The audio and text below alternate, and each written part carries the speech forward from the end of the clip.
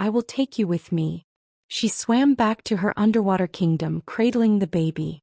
Queen Zarila loved sitting by the river. It was her sanctuary.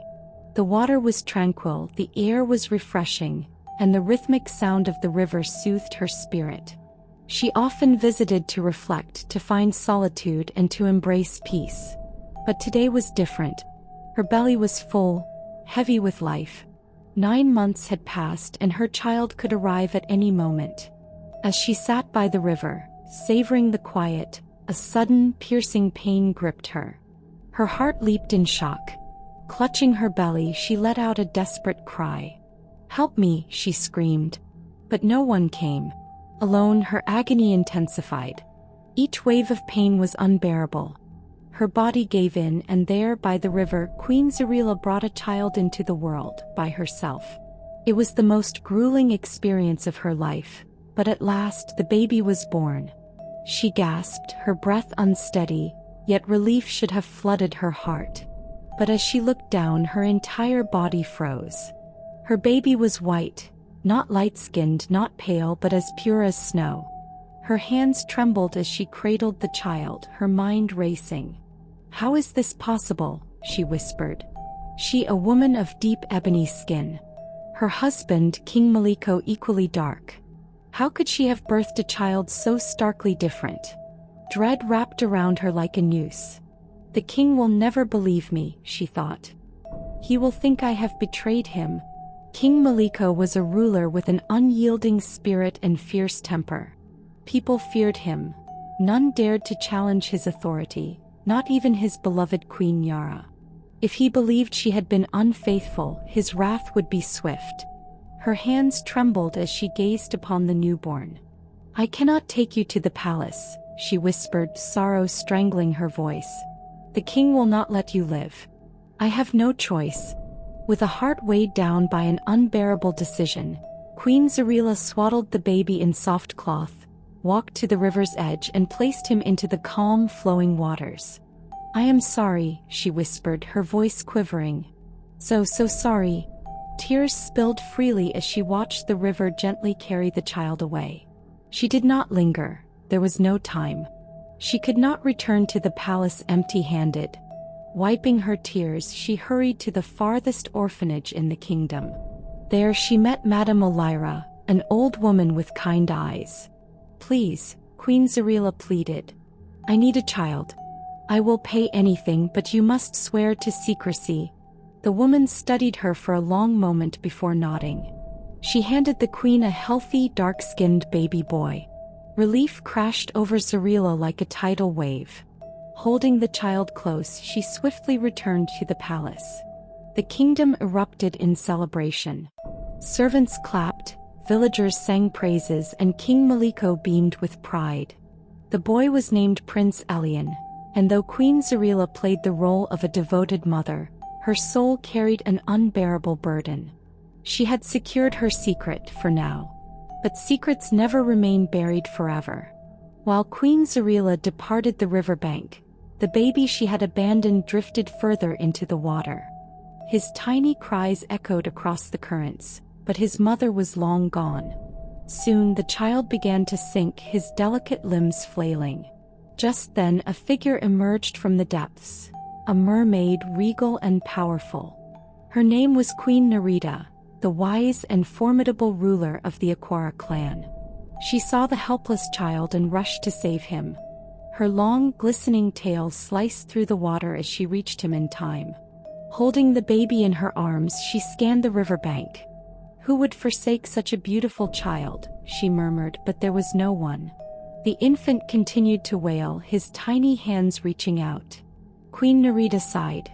"Since no one is here, I will take you with me." She swam back to her underwater kingdom, cradling the baby. But as soon as they descended beneath the surface, the child began to choke. His tiny body convulsed, his face turning ghostly pale. "Oh no!" Queen Narita gasped, panic gripping her. In that instant she remembered humans could not breathe underwater. Leaning down, she pressed a soft, enchanted kiss upon the baby's forehead. A magical shimmer spread over his tiny frame. He gasped, took a deep breath, and miraculously he could breathe beneath the water. His delicate legs shimmered and transformed into a sleek silver tail. The baby was no longer just human. He had become one of them. Queen Narita smiled. "You are one of us now." When she brought the child to her kingdom, the mermaids gathered in awe. "He is different," they whispered. "Look at his radiant glow." Queen Narita held him close. "I will name him Prince Tavian." The mermaids nodded in approval, and soon, Prince Tavian became part of their world. 15 years passed. In the palace, King Maliko lived, believing Prince Elian was his true son. But the boy had inherited his arrogance. Like his father, he ruled over others with an iron fist. Meanwhile, Queen Nyara had kept her secret hidden, but one evening she noticed the king sitting alone, deep in thought. "My king, why do you look so troubled?" she asked gently. His gaze was distant. "I am waiting," he muttered. A chill ran down Nyara's spine. "Waiting for whom?"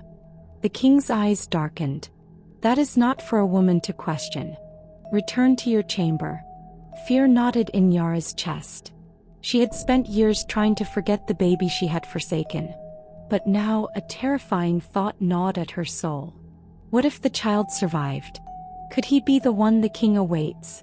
Unbeknownst to her, King Maliko had been searching through ancient scrolls.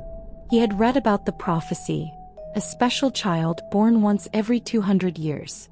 A child of divine origin marked by pure white skin. A child destined to bring prosperity and protection to the land. But such a child had not come during his reign. Or so he believed. Summoning High Oracle Omari, the wisest man in the kingdom, the king sought answers. After an intense ritual, the oracle's voice was grave. "The child has been born, your majesty. He lives." The king's blood ran cold.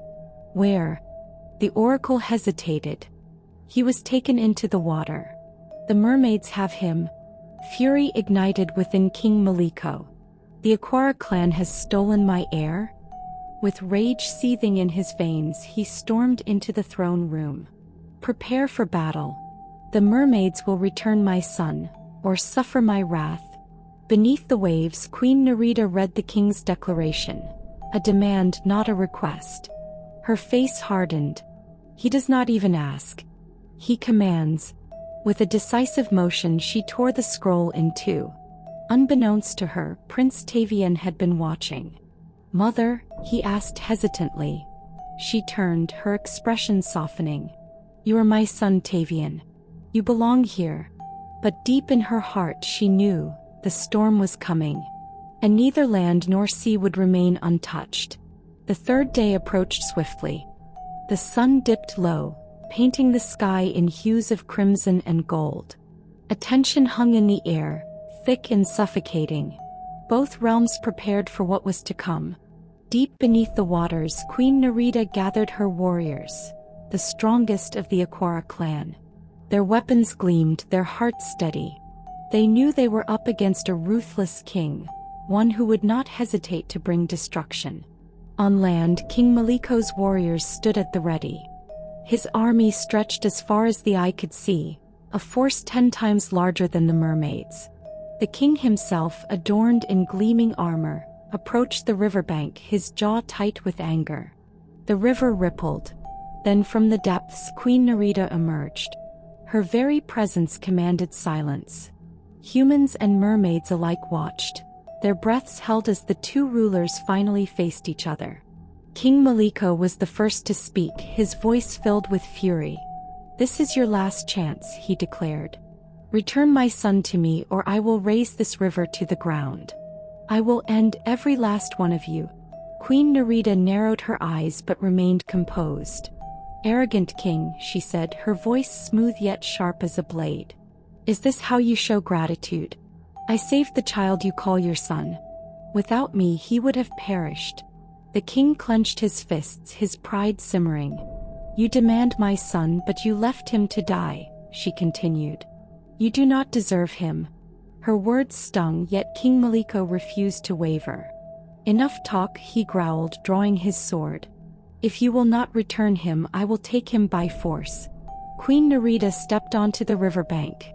As her tail shimmered, it transformed into legs, allowing her to stand before him, her own sword now in hand. The world seemed to pause, the tension unbearable. Then, the battle began. Their swords clashed, ringing through the air like thunder. Sparks flew as they struck, parried, and lunged. King Maliko fought with brute strength, his strikes heavy and relentless. Queen Narita, however, was swift, her movements fluid as water. At first the king pushed her back. His blows were fierce, fueled by his seething rage. "She is losing," one mermaid whispered in fear. But then, something shifted. The queen's strikes became faster, sharper. With every swing she seemed to grow stronger, as if an unseen force was guiding her blade. A realization rippled through the mermaids. "It's because of Prince Tavian," one murmured. "The power meant for the king's land is now aiding her. His presence strengthens her." And so the tides turned. With a final, masterful strike, Queen Narita knocked the king's sword from his grip. It clattered to the ground as she pressed her blade against his throat. The battlefield fell silent. King Maliko panted, his pride shattered. Yet instead of delivering the final blow, Queen Narita stepped back. "I did not come to take a life," she declared. "I came to protect my people and this river." The king staggered, his rage boiling over. He muttered an incantation, wrapping a red cloth around his arm. Dark magic pulsed through his veins. The air thickened as he lunged once more. The battle resumed, fiercer than before. King Maliko was now nearly as strong as the queen, his enchanted sword slicing through the air with deadly precision. His blade found its mark. A deep gash opened across Queen Narita's arm. Blood seeped into the river, yet she did not falter. The king saw his chance. He raised his sword, preparing to strike her down. Then, a voice, strong and commanding, echoed across the battlefield. "Stop." The very ground trembled. Everyone turned, their eyes widening in shock. From the river, Prince Tavian emerged. His body radiated a blinding light. As he stepped onto the shore, his tail morphed into legs. Power surged around him. The battle had ended. He approached the king, his expression unreadable. "I cannot believe someone like you is my father," Prince Tavian said, his voice steady but filled with disappointment. King Maliko's eyes flared with anger. "How dare you speak to me that way?" he bellowed. "I am your father." The prince did not back down. "Father or not, you must hear this. Your pride will be your downfall.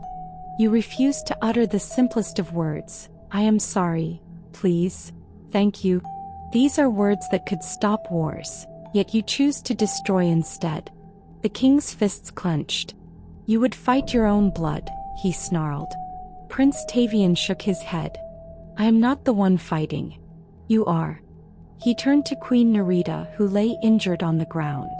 Kneeling beside her, he placed his glowing hands over her wound. A bright light pulsed, healing her instantly. Queen Narita rose, stronger than before. Rage clouded King Maliko's face. "Destroy them all," he commanded his warriors. But something unexpected happened. The soldiers did not move. One by one they lowered their weapons. Then, in an act of defiance, they turned away from the king and bowed to Prince Tavian. King Maliko's face twisted in horror. "You traitors," he screamed. "You dare defy me?" His own men remained silent, their loyalty now pledged to the true heir. Desperate, the king launched himself at Queen Narita once more. But she was ready. Her sword flashed like lightning, slicing through his armor. Blood stained the earth as the king stumbled, falling to his knees. She stood over him, her sword poised for the final strike. For the first time, King Maliko trembled. His lips parted, his pride crumbling. I am sorry," he whispered. The battlefield grew eerily silent. Queen Narita hesitated. Searching his eyes, she sighed, then lowered her blade. "Now, was that so difficult?" she asked. "You were lucky my blade did not move faster." Extending a hand, she helped the fallen king to his feet. For the first time in his life, King Maliko looked upon his people. The soldiers who had once feared him, the son he had abandoned, the warriors he had tried to destroy. His voice was hoarse as he spoke. I have let my pride rule me for too long. I have wronged you all. He turned to Prince Tavian, bowing his head. Can you forgive me? The young prince smiled. I already have. Peace returned. Queen Nyara and Prince Elian were released from imprisonment. The moment she saw Prince Tavian, tears spilled from her eyes. Falling to her knees, she wept. Please forgive me, my son. I was afraid. I made a terrible mistake. Prince Tavian knelt before her, lifting her to her feet. Stand, mother, he said gently. You are forgiven. Time passed. The Aquara clan and the human kingdom lived in harmony. King Maliko, humbled by his past, ruled with wisdom and fairness. And when the time came, he passed the crown to Prince Tavian, the boy once abandoned in the river. Now a king who united two worlds. His name became legend. If you enjoy the story, please like and subscribe.